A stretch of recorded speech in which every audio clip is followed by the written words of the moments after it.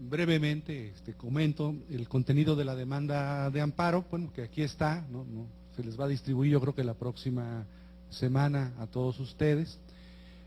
La demanda de amparo es en contra de la reforma constitucional, de la aprobación, de la promulgación, de la publicación, de la entrada en vigencia y de la aplicación de la reforma constitucional a los artículos 25, 27 y 28 de la Constitución.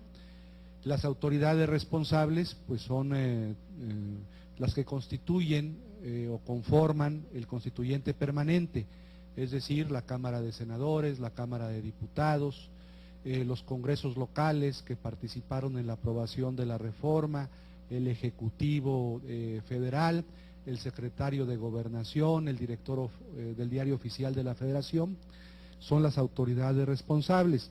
Se argumenta por parte de los legisladores, encabezados por el senador Manuel Bartlett, que promueven el amparo, que se tiene interés legítimo en presentar esta demanda de amparo, porque no puede existir un Estado de Derecho ahí donde los legisladores pues sienten cómo se violenta la Constitución, sobre todo las decisiones políticas fundamentales. A diferencia de otras demandas de amparo que se han estado presentando estos días en contra de la reforma energética, nosotros argumentamos en esta demanda de amparo, o el senador Bartlett y los legisladores que lo van a acompañar argumentan en la demanda de amparo, que el artículo 61, fracción primera de la ley de amparo es inconstitucional.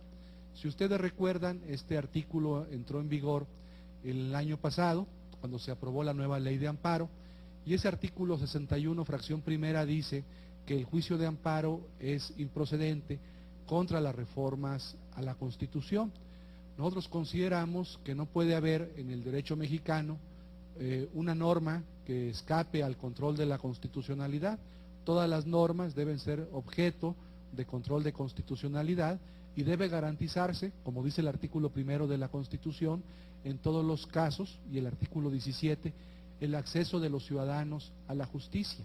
Entonces, que la ley de amparo impida la posibilidad de que se acuda al amparo para reclamar la inconstitucionalidad de una reforma, implicaría negarle a los ciudadanos el acceso a la justicia, derecho fundamental que tienen reconocido en el artículo 17 de la Constitución.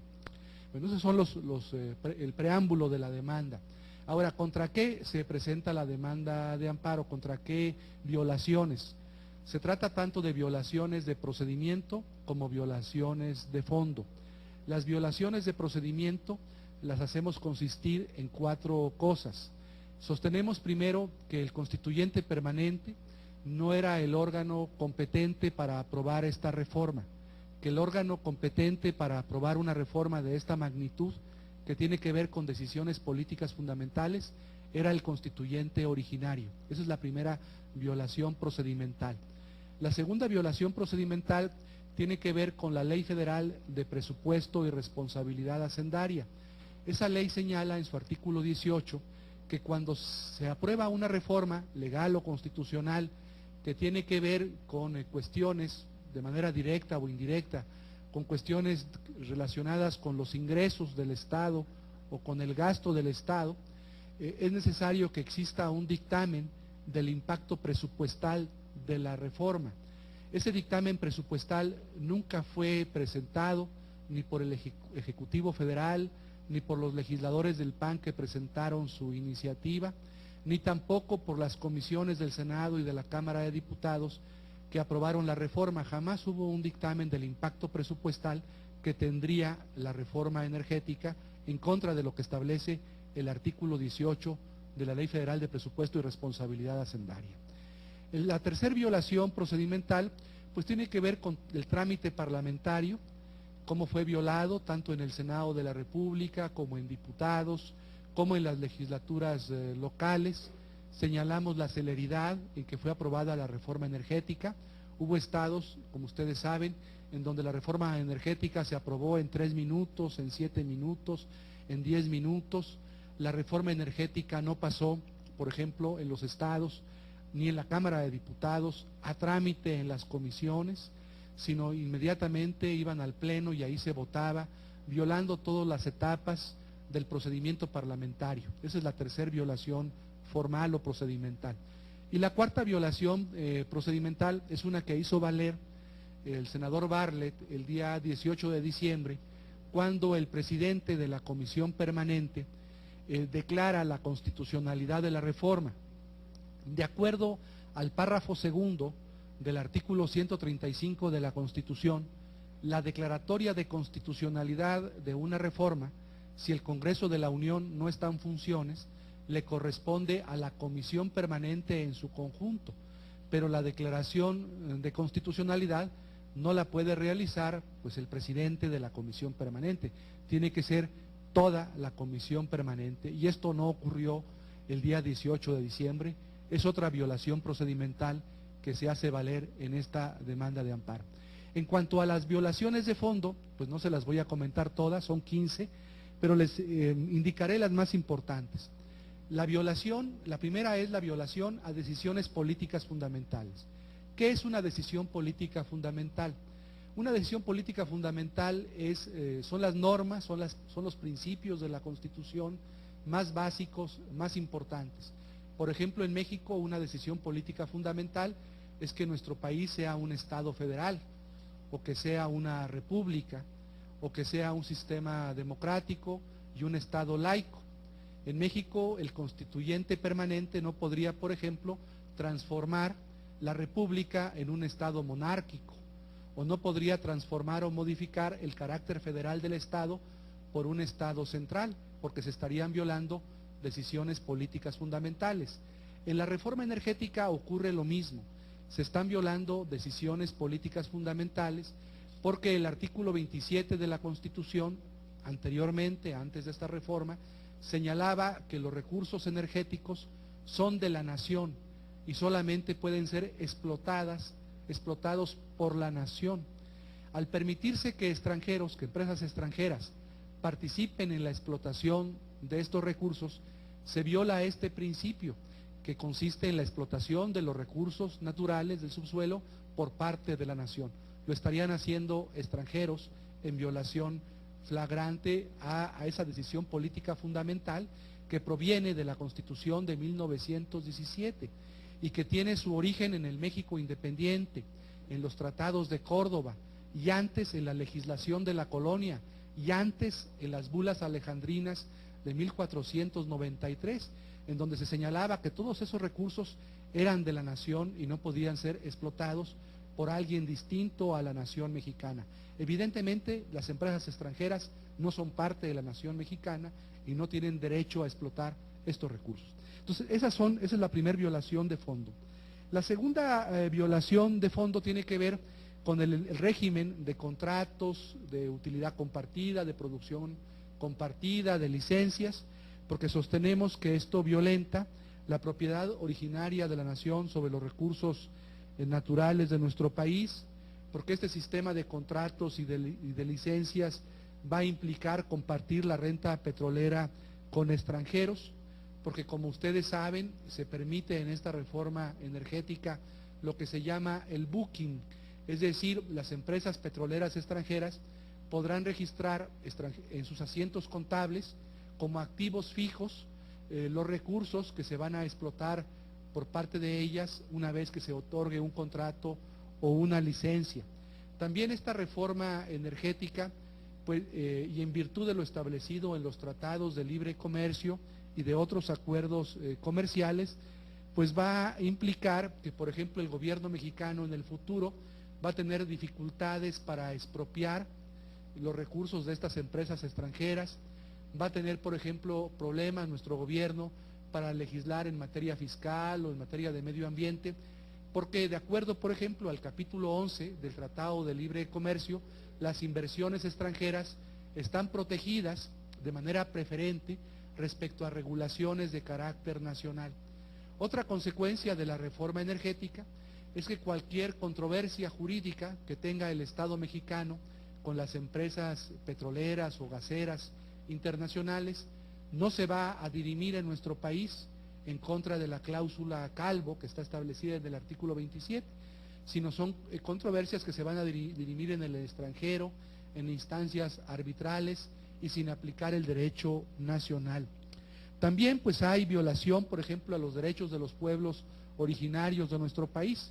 De acuerdo al convenio 169 de la OIT, cualquier reforma, cualquier norma legal o administrativa que pueda afectar o que sea susceptible de afectar los derechos de los pueblos originarios debe ser consultada previamente con ellos. La reforma energética, en contra de lo establecido en el convenio 169 de la OIT, no fue consultada con los pueblos originarios. Señalamos también cómo, por ejemplo, lo que se llama la plataforma de producción y de exportación no va a ser ya una decisión soberana del Estado mexicano, sino la decisión de cuánto se exporta al extranjero o de cuánto se extrae del subsuelo es una decisión que se va a tener que compartir con estas empresas transnacionales, lo que implica una violación a la soberanía de nuestro país. También señalamos cómo el artículo 8º transitorio de la reforma energética establece que la actividad relacionada con los hidrocarburos es una actividad preferente, es decir, este principio de actividad preferente en materia de hidrocarburos o de electricidad dota al Estado mexicano del derecho de expropiar el régimen de propiedad privada, social o pública en beneficio de las empresas extranjeras. Una de las consecuencias menos estudiadas de la reforma energética es que esta reforma energética modifica totalmente el régimen de propiedad de nuestro país contemplado en el artículo 27. Ustedes saben que de acuerdo al artículo 27 de la Constitución, la propiedad es pública, es privada y es social. Bueno, ahora con la reforma energética y en virtud de este principio de actividad preferente, pues el Estado mexicano va a expropiar, no en beneficio del interés público o del interés social, sino en beneficio del interés de las empresas extranjeras, para que las empresas extranjeras puedan explotar los hidrocarburos o la electricidad en los bloques que haya establecido el gobierno mexicano para que puedan explotar los hidrocarburos. En fin, todas estas cuestiones las manifestamos como violaciones de fondo. Son 15 agravios vinculados a cuestiones de fondo.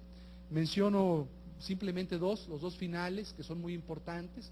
La violación al derecho a la información, porque la reforma energética no fue expuesta abiertamente a la sociedad mexicana.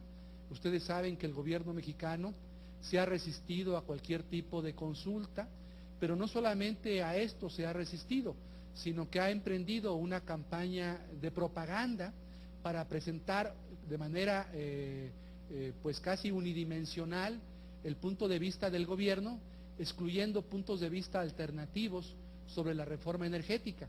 Decimos por eso que se viola el derecho a la información, y decimos también, y esta es una tesis del senador Bartlett, que esta reforma energética constituye un golpe de Estado. Es un golpe de Estado contemporáneo, ¿no? En el pasado los golpes de Estado se hacían con el ejército para violentar y para modificar las instituciones del país.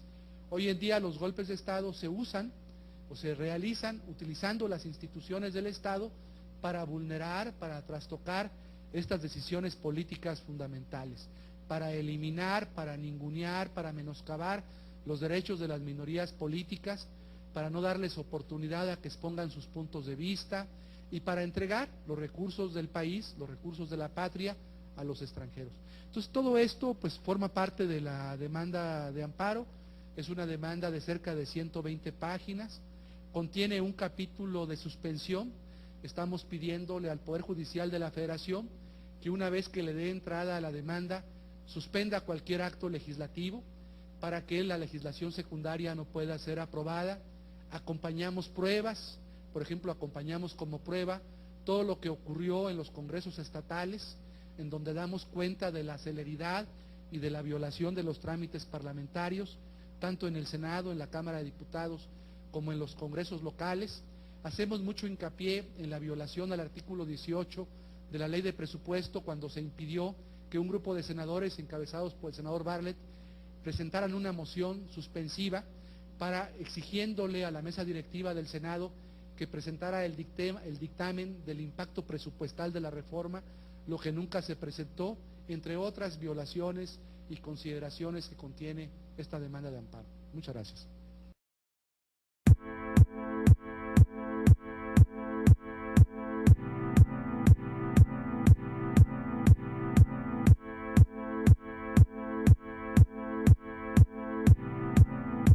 Level 1. Run-in time.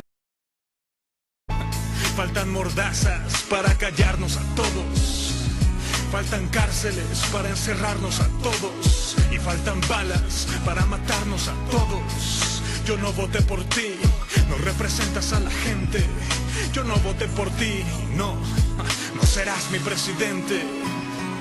Yo no voté por ti. Yo sí tengo memoria, yo sí tengo